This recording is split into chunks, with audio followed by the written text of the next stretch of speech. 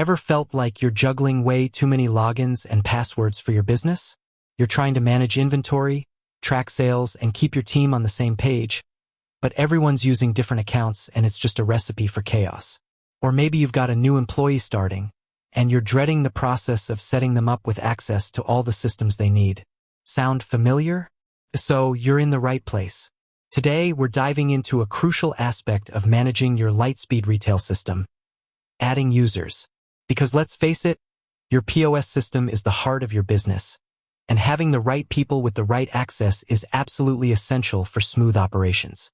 Whether you're onboarding a new team member, delegating responsibilities, or simply trying to streamline your workflow, knowing how to add users to Lightspeed is a skill you absolutely need.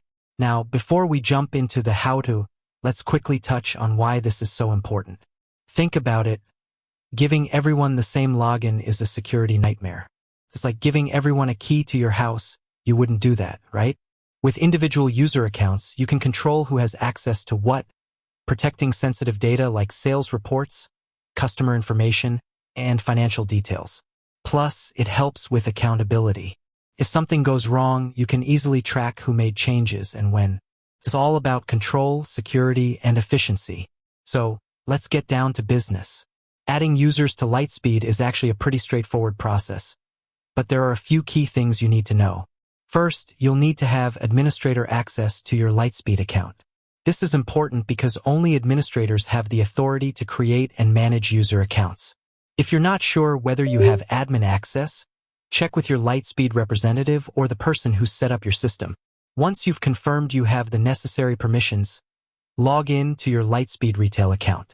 Now, the exact steps might vary slightly depending on which version of Lightspeed you're using, but the general process is pretty much the same. Look for a menu option that says something like Settings, Administration, or User Management. This is where you'll find the tools you need to add new users.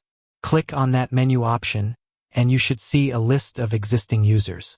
From there, look for a button or link that says something like Add User, New User, or Create User.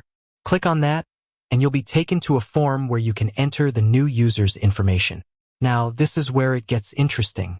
You'll typically need to provide the new user's name, email address, and a username. The email address is important because it's usually used for login and password recovery. The username is what the user will use to log into Lightspeed. So make sure it's something that's easy for them to remember but also secure. Avoid using easily guessable usernames like admin or sales. Once you've entered the basic information, you'll need to assign a role to the new user. This is where you control what the user can do within Lightspeed. Lightspeed typically offers different roles with varying levels of access. For example, you might have roles like cashier, sales manager, inventory manager, and administrator.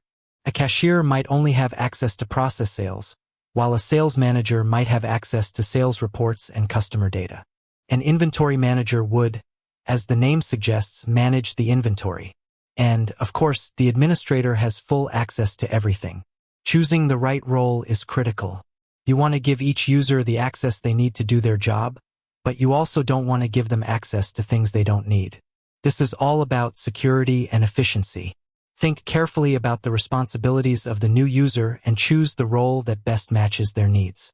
After you've assigned the role, you might have the option to set a temporary password for the new user. If you do this, make sure to communicate the password to the user securely and encourage them to change it as soon as they log in for the first time. This is a good security practice. Once you've filled in all the necessary information and assigned the role, click the Save or Create button. Congratulations! You've just added a new user to Lightspeed. The new user should receive an email with instructions on how to log in and set their password. Now, let's talk about a few additional tips and best practices. First, regularly review your user list. As your business changes and employees come and go, you'll need to update your Lightspeed user accounts accordingly. Disable or delete accounts for employees who are no longer with your company. This is crucial for security. You don't want former employees having access to your business data. Second, use strong passwords. Encourage your users to choose passwords that are long, complex, and difficult to guess. Avoid using simple passwords like 123456 or password. A good password should include a mix of uppercase and lowercase letters, numbers, and symbols. Third, consider using two-factor authentication. This adds an extra layer of security by requiring users to enter a code from their phone or another device in addition to their password. This makes it much harder for someone to gain unauthorized access to your account, even if they know your password. Fourth, train your users. Make sure everyone understands how to use Lightspeed properly and knows their responsibilities regarding data security. This includes things like not sharing passwords and logging out when they're finished using the system. Fifth, keep your Lightspeed software up to date. Updates often include security patches that protect your system from vulnerabilities. So there you have it. Adding users to Lightspeed is a relatively simple process, but it's a crucial part of managing your business. By following these steps and best practices, you can ensure that your Lightspeed system is secure, efficient, and tailored to your specific needs. Remember, it's all about control, security, and efficiency. By managing your users effectively, you're not just managing your POS system, you're managing your business.